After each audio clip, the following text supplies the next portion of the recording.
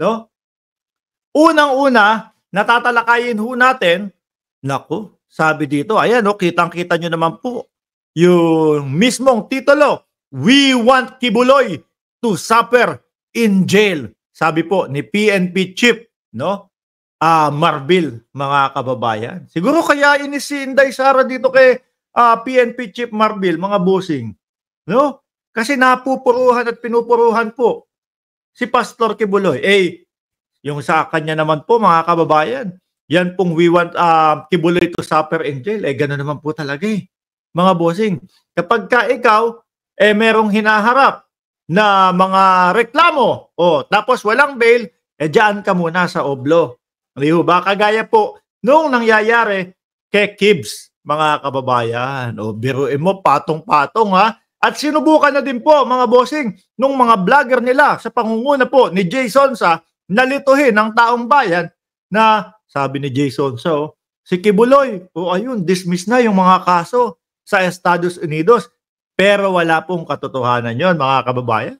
Tinatry lang nila, no? Kung mapapapaniwala nila ho kayo, mga bossing. Anyway, ano po ba itong sinabi ni General Marbil, mga bossing, doon mismo, no, sa kanyang interview? Ipe-play ho natin, mga kababayan, ngunit hindi nyo na po makikita mismo dyan, ano? Baka makapiright tayo. Okay? So, tanggalin natin, pero maririnig nyo yung mismong interview at yung mismong sinabi niya. Banat po, sir! Marami na kami mga complainants ngayon. Tuloy-tuloy, we're getting their affidavits. As yung mga nakikita mo, yung mga puwapatay, nakikita mo sa mga news, tuloy-tuloy yun. We're just filing cases. Ang sabi ko nga, kami rin, we're doing our affidavits against these cases sa final sa amin. Marami rin kaming cases na final sila dun sa pagpasok namin ng sa KOJC. Di rin yan, mga bossing. At dito nga ho, di ba, alam naman natin na ilan din po sa miyembro nung COGIC, mga kababayan, kasama po si Torion at kasama po si Lord. Mark, bakit naman pati si Lord nasama? No, ibang Lord po yung tinutukoy ko dito, mga kababayan. Yung tinutukoy ko pong Lord dito, mga bossing, is si Lord Byron. Gabi yung pangalan, ano? Kaya naman po, nasabi natin na nadamay si Lord.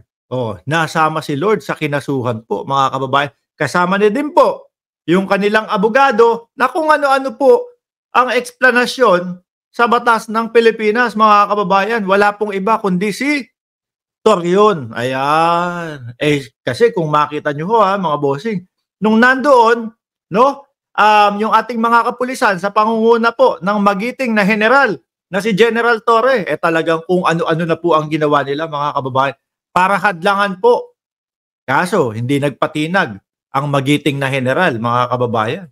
Kaya ayun po. Ang naging resulta ay laglag sa kamay ng batas yung nagtatago po, no? Na napakahabang panahon o 6 na buwan mahigit na nagtago.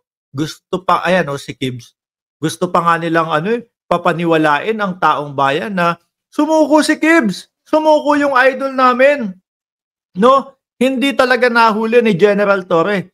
Sabi naman natin, sige nga kung sumuko yan.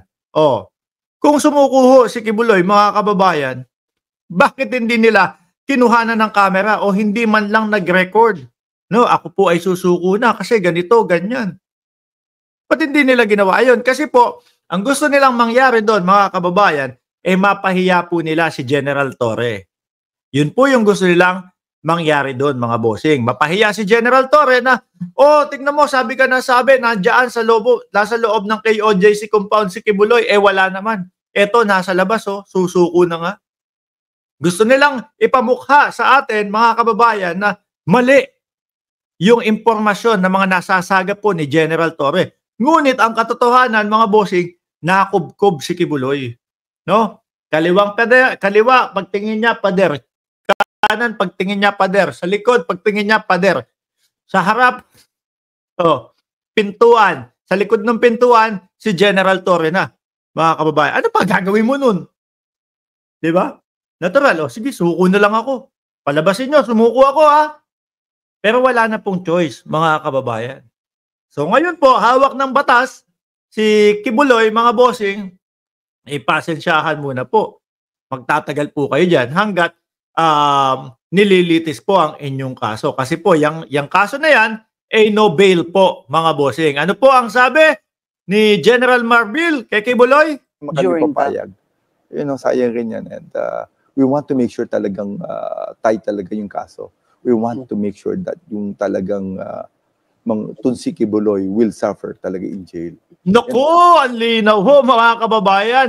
We want to make sure that itong si Kibuloy na araw-araw malambot na kama ang hinihigaan, ngayon po sa matigas na kama na doon. Na araw-araw dati sabi, iba't ibang mga pastoral ang nagmamasahe. Ngayon baka meron pa din hong nagmamasahe, mga kababayan. No? Yun nga lang, mga tatuan na yung nagmamasahe. Mga kakosa niya na doon sa Oblo yung nagmamasahe. Gusto kong mapakinggan ulit yun. We want to make sure that Kibuloy is, General Marbil? Pakiulit po. Ito. Kaso, we want to make sure that yung talagang si Kibuloy will suffer talaga in jail. Yan ang gusto namin. Ayun. Kaya naman po pala, mga kababayan ang ating Vice Presidente mainit ang ulo dito kay General Marbil, mga bossing. Bakit? Di ba kaibigan nila yun? Di ba nga, pumupunta sila doon sa KOJC tapos sasabihin, hindi namin alam kung nasaan si Kibuloy.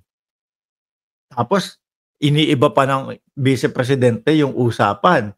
Nagpaano pa si Vice Presidente, di ba? Nagpa-press con pa. Tsaka doon sa mga interview, sinasabi, mapapatawad ko sila Marcos kapag humingi sila ng sorry doon sa mga nategi daw ho, mga kababayan, doon sa paghuli kay Kibuloy kasi may isang tao namatay. Pero po, yung mga vlogger nila, ang pinapalabas doon, 5 ang nategi. Yung pala hindi naman kasalanan ng kapulisan yung pagkamatay nun. Dahil na-stroke pala yun. Na-stroke, mga kababayan. Unang-una, mainit. Tapos, walang kain, walang tulog, pinagbantay nila para hindi makapasok yung kapulisan. Sila ko ang may kasalanan nun. Yung sinasabi ng Vice Presidente na tinirgas daw, nagsusunog sila ng gulong doon. Hindi naman po pala tirgas yun. No, fire extinguisher kasi inaapula ng mga kapulisan yung mga gulong na sinusunog nila. Di ba? Yung mga style na pagsusunog ng gulong, malamang discarding ka Eric yan, discarding NPA yan, mga boss. Kaya naman, nung lumiham o sumulat ang Vice Presidente kay General Marbil, wala nang paggalang.